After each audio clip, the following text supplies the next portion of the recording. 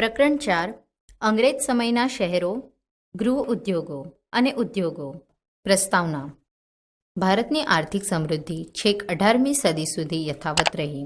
ગૃહ ઉદ્યોગ, હુન્નર ઉદ્યોગ અને વેપાર વાણિજ્યમાં વિકાસશીલ ભારતને અંગ્રેજ કંપનીએ 100 વર્ષના શાસનમાં કંગાળ બનાવી દીધું. ઈસ્ટ ઇન્ડિયા કંપનીએ ભારતને ઇંગ્લેન્ડના ઉદ્યોગો માટે કાચો માલ પેદા કરતું સંસ્થાન અને માલ વેચવાનું વિશાળ બજાર બનાવી દીધું હતું.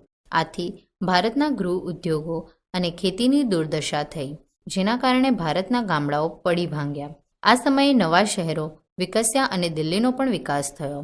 જૂના શહેરોનું પરિવર્તન અને નવા શહેરોની સ્થાપના. અંગ્રેજોના શાસનકાળમાં ઘણા જૂના શહેરોનું પરિવર્તન થયું અને નવા શહેરોનો ઝડપથી વિકાસ થયો હતો. વેપાર, ઉદ્યોગ, વહીવટ જેવી જરૂરિયાત પ્રમાણે આ નવા શહેરોનો વિકાસ થયો હતો, જેવા કે કોલકાતા, સુરત, મદ્રાસ એટલે કે ચેન્નઈ, મુંબઈ, અમદાવાદ, ઇન્દોર જેવા મહાનગરો તેના ઉદાહરણો છે. આજનું મુંબઈ પહેલાં એક ટાપુ હતો. બ્રિટનના સમ્રાટ ચાર્લ્સ બીજાના લગ્ન પોર્ટુગીઝ રાજકુમારી સાથે થયા હતા. પોર્ટુગીઝોએ બ્રિટિશ રાજવીને મુંબઈ ટાપુ દહેજમાં આપ્યો હતો. ઈસ્ટ ઇન્ડિયા કંપનીએ આ ટાપુ 10 પાઉન્ડના નજીવા દરે બ્રિટનના સમ્રાટ પાસેથી ભાડે લીધો હતો. કંપનીએ મુંબઈનો એક પ્રાકૃતિક બંદર અને શહેર તરીકે વિકાસ કર્યો, જે આજનું ઔદ્યોગિક અને વાણિજ્ય કેન્દ્ર છે. સુરતનો ઇતિહાસ વૈવિધ્યપૂર્ણ, રસિક અને રોમાંચક છે. ઈસવીસન 1573માં મુગલ બાદશાહ અકબરે સુરત જીત્યું હતું. મુગલ યુગમાં સુરત પશ્ચિમ ભારતનું મહત્વનું વાણિજ્ય કેન્દ્ર હતું. સુરત એક આંતરરાષ્ટ્રીય બંદર હતું.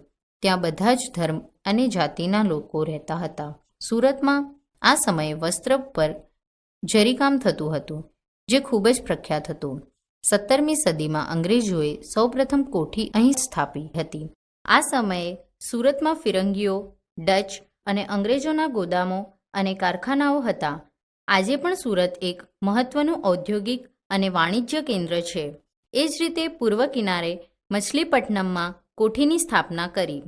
ત્યારબાદ ઈસવીસન 1640માં મદ્રાસ પાસે અંગ્રેજોએ ફોર્ટ સેન્ટ જ્યોર્જની સ્થાપના કરી હતી. સમય જતાં તેની આસપાસ આજનું ચેન્નઈ એટલે કે મદ્રાસ શહેર વસ્યું છે. ઈસવીસન 1698માં અંગ્રેજોને સુતંતી, કાલીઘાટ અને ગોવિંદપુર નામના 3 ગામોની જમીનદારી મળી. કંપનીએ ત્યાં કિલ્લો બાંધી વસાહત સ્થાપી. તેને ફોર્ટ વિલિયમ નામ આપ્યું. આ વિસ્તાર પાછળથી કોલકાતા શહેર તરીકે વિકાસ પામ્યું. અંગ્રેજોએ વેપારી મથક તરીકે મુંબઈ, મદ્રાસ એટલે કે ચેન્નઈ, કોલકાતાનો વિકાસ કર્યો, જે આધુનિક ભારતના મહાનગરો બન્યા.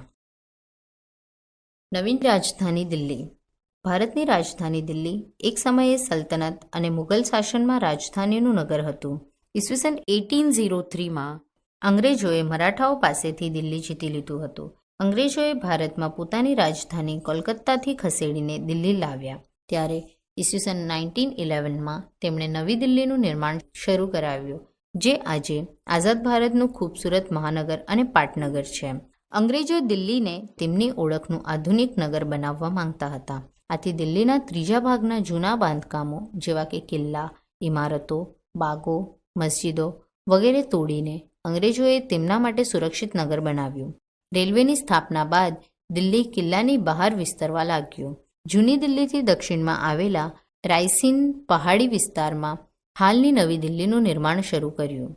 એડવર્ડ લ્યુટિયન્સ અને હબર્ટ બેકરને નવી દિલ્હીની ડિઝાઇનની કામગીરી સોંપવામાં આવી હતી.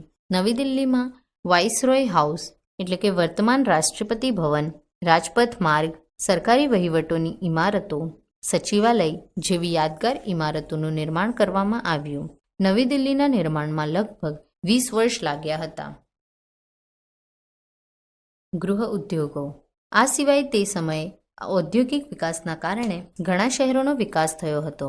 મોટા ઉદ્યોગોના વિકાસના કારણે ભારતમાં ગૃહ ઉદ્યોગો પડી ભાંગ્યા હતા. અંગ્રેજો ભારતમાં આવ્યા તે પહેલાં ભારતના ગૃહ ઉદ્યોગોનો સુવર્ણ યુગ હતો.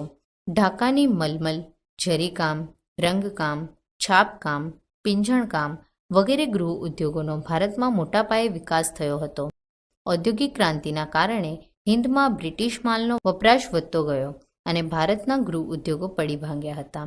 આપણા વણકરો સુતરાઉ કાપડનું વણાટકામ, રંગકામ જાતે જ કરતા હતા.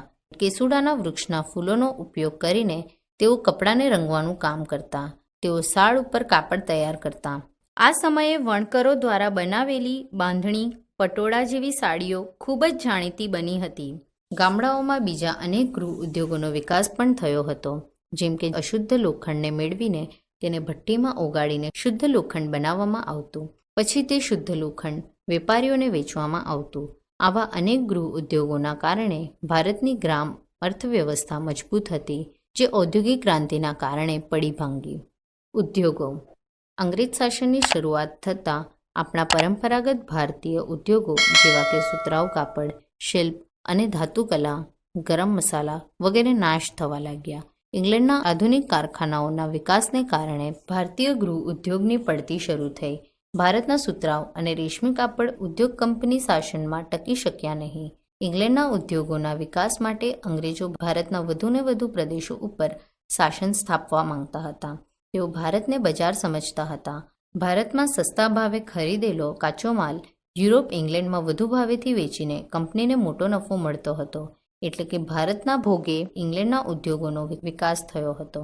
આમ છતાં વૈજ્ઞાનિક સંશોધનોને કારણે 19મી સદીના અંત ભાગમાં ધીમી પણ મક્કમ ગતિએ ભારતમાં શણ, સુતરાઉ કાપડ, લોખંડ પોલાદ, કાગળ, રસાયણ, ચામડા કમાવવાના અને જહાજ બાંધવા જેવા ઉદ્યોગોનો વિકાસ થવા લાગ્યો.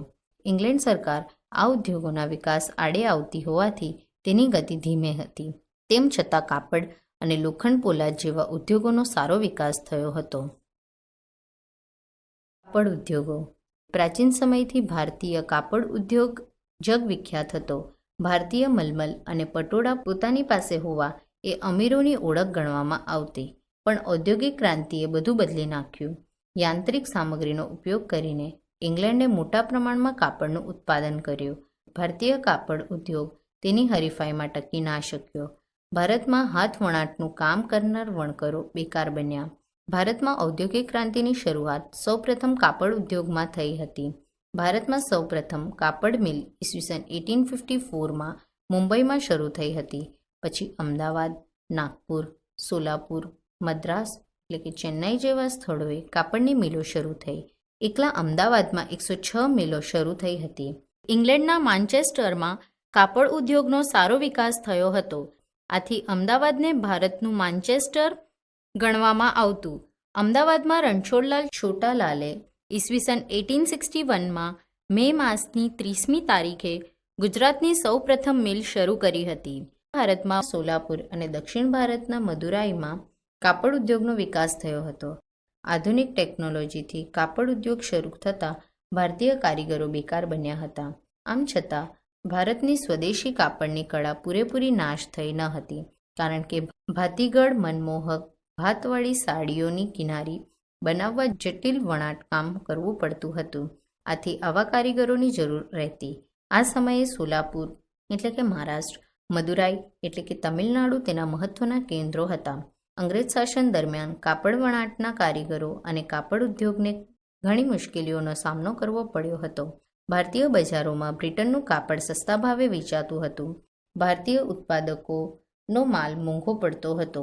આ સમયે મહાત્મા ગાંધીજીના આગમન બાદ સ્વાતંત્ર્ય ચળવળના ભાગરૂપે સ્વદેશી આંદોલન શરૂ થતાં ભારતના ગ્રામોદ્યોગ, હાથકાતણ, હાથવણાટ, કુટીર ઉદ્યોગો અને હુન્નર ઉદ્યોગોને પ્રોત્સાહન મળ્યું. લોખંડ પોલાદ ઉદ્યોગો. પ્રથમ વિશ્વયુદ્ધના દબાણના કારણે ભારતમાં ઔદ્યોગિક વિકાસને વેગ મળ્યો. જમશેદજી તાતાએ સાંચી એટલે કે હાલનું જમશેદપુરમાં લોખંડનું સૌપ્રથમ કારખાનું સ્થાપ્યું. આ કારખાનાની સ્થાપના થતાં જ ભારતમાં લોખંડ પોલાદ જેવા પાયાના ઉદ્યોગોની શરૂઆત થઈ. નવીન પદ્ધતિથી લોખંડ ઉત્પાદન થવાથી ભારતમાં ભઠ્ઠીઓમાં પીગળાવીને બનાવવામાં આવતા લોખંડનો યુગ પૂરો થયો, કારણ કે એમાં કોલસાની ખૂબ જરૂર પડતી. અંગ્રેજોના નવા કાયદા મુજબ હવે જંગલમાંથી કોલસો મેળવવો મુશ્કેલ થયો. લોખંડ પોલાદના ઉત્પાદનની શરૂઆત થતાં બીજા ક્ષેત્રના ઉદ્યોગોની શરૂઆત થઈ. બેંગલુરુમાં ઇન્ડિયન ઇન્સ્ટિટ્યૂટ ઓફ સાયન્સ નામની સંસ્થાની સ્થાપના થવાથી લોખંડ પોલાદ ઉદ્યોગને નવી દિશા મળી. કુલટી અને બુરહાનપુરમાં લોખંડ પોલાદના કારખાના શરૂ થયા. ભદ્રાવતીમાં પણ કારખાનાની શરૂઆત થઈ હતી. આમ ધીમે ધીમે ભારતમાં ધાતુવિદ્યામાં પ્રગતિ થવા લાગી. આમ આપણા દેશમાં અંગ્રેજી શાસનમાં અનેક અવરોધ અને અડચણ વચ્ચે સુતરાઉ કાપડ, રસાયણ અને લોખંડ પોલાદ જેવા ઉદ્યોગોનો વિકાસ થયો. રેલવે, તાર અને ટપાલની શરૂઆત. ડેલહાઉસીના સમયગાળામાં ભારતમાં ઘણા સુધારા થયા હતા. આથી કેટલાક અંગ્રેજ સુધારાવાદીઓ તેને આધુનિક ભારતનો નિર્માતા કહે છે. ઈસવીસન 1853માં મુંબઈથી થાણા સુધી સૌપ્રથમ રેલવે લાઇન શરૂ થઈ હતી. તેનું ઉદ્ઘાટન 16 એપ્રિલ 1853ના રોજ થયું હતું. ડેલહાઉસીના સમયમાં કોલકાતાથી પેશાવર અને મુંબઈથી મદ્રાસ એટલે કે ચેન્નઈ વચ્ચે તારની શરૂઆત થઈ હતી. એ જ સમયે ટપાલની પણ વ્યવસ્થા શરૂ થઈ હતી. આ સમયે ટપાલ પહોંચાડવાની ફી વસૂલ કરવામાં આવતી હતી. ટપાલના દરો પણ મોકલનારને બદલે ટપાલ લેનાર પાસેથી પ્રદેશો મુજબ અલગ અલગ લેવાતા હતા. આમ આપણા દેશમાં કંપની શાસનમાં અનેક અવરોધ અને અડચણ વચ્ચે સુતરાઉ કાપડ, રસાયણ અને લોખંડ પોલાદ જેવા ઉદ્યોગોનો વિકાસ થયો હતો અને તાર, ટપાલ, રેલવે અને વાહન વ્યવહારની સુવિધા શરૂ થઈ.